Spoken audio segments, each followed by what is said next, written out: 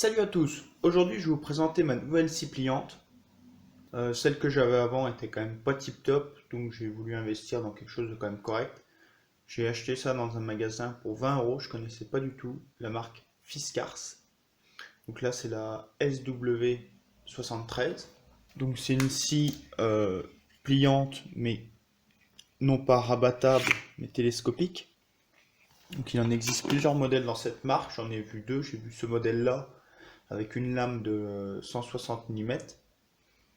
Et j'ai vu un modèle avec une lame de 250 mm, il me semble. C'est une marque visiblement assez connue, je ne connaissais pas du tout. Je m'en étais tenu aux marques, on va dire, un peu plus traditionnelles de scie et de hache. Mais c'est pas du tout quelque chose qui me parlait lorsque j'ai vu dans le magasin. Donc j'ai fait des recherches et finalement il s'avère que c'est une très bonne marque. Et pour l'avoir essayé aussi. C'est une scie avec, on va peut-être pas très bien voir, mais il y a une double rangée dedans qui sont en intercalaire. Donc c'est pas uniquement des dents qui sont toutes sur une rangée, là on est sur deux rangées. Donc ça débite extrêmement bien.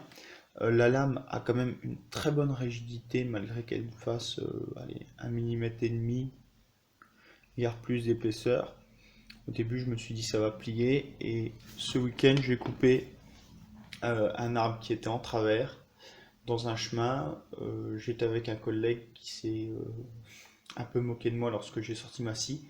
J'ai coupé un morceau de 130 mm, je pense, de diamètre. Pas du tout besoin d'appuyer sur la lame. Il y a juste besoin de faire un mouvement de va-et-vient continu et ça s'enfonce. Alors vraiment comme dans du beurre, comme une bonne scie, on aura une bonne scie à bois à la maison, clairement. Le système de repli est vraiment tout simple. On a une molette qu'on vient desserrer et on vient faire rentrer la lame. On va bien jusqu'au bout. On resserre. Il y a un petit mousqueton bon, c'est tout en plastique, hein, qui est incorporé. C'est pas mal pour l'accrocher à une lanière du sac, dans un passant du jean, ou si vous mettez un petit bout de ficelle pour le repasser, voilà, la ceinture, etc. C'est bien foutu quand même.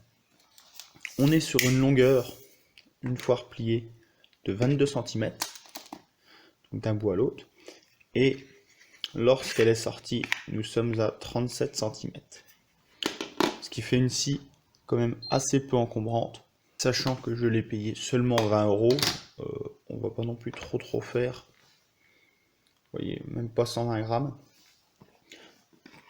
Pour 20 euros, clairement, je pensais pas avoir de la aussi bonne qualité quand on voit le prix de certaines scies, notamment les Bako, qui sont quand même assez chers, je trouve, pour ce que l'on en fait. Certes, la qualité, ça se paye, mais il y a des limites.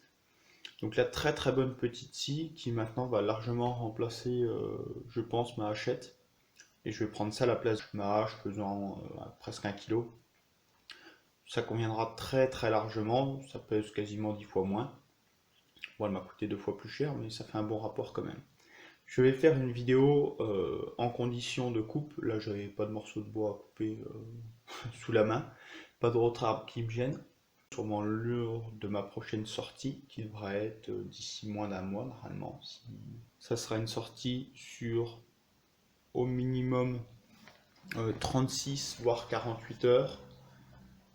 Donc une nuit en forêt sûre, voire peut-être deux, mais ce coup-ci, vu que là ça commence à très largement rafraîchir là où on va partir, ça sera sûrement en tente et non pas en hamac, car la dernière fois en hamac, en plein été, 5 degrés en forêt, parce qu'on est parti dans un coin où ça caille quand même à peu près toute l'année.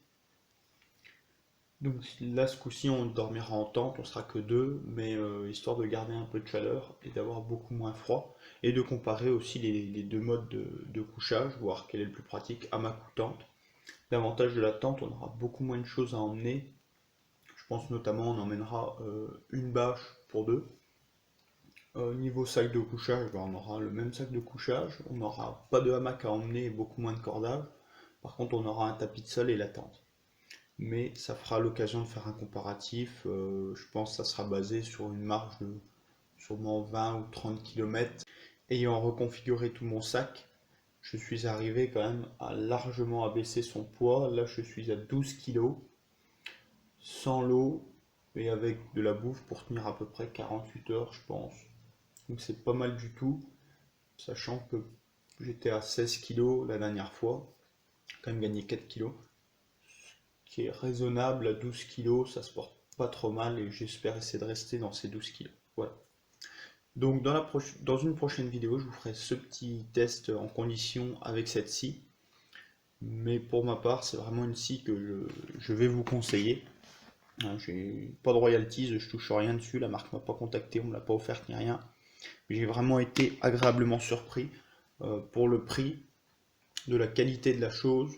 Certes, le manche est en plastique, mais on a un bon bout d'acier qui coupe bien. Je vous dis pas d'attaquer des arbres de 40 cm de diamètre, mais pour de la section petite à moyenne, hein, voilà, on va dire jusqu'à 100-120 mm, cette scie remplira largement vos attentes. En tout cas, elles ont rempli les miennes. Voilà. Bon tir à tous, bonne préparation, bon bivouac et surtout, faites gaffe à vous.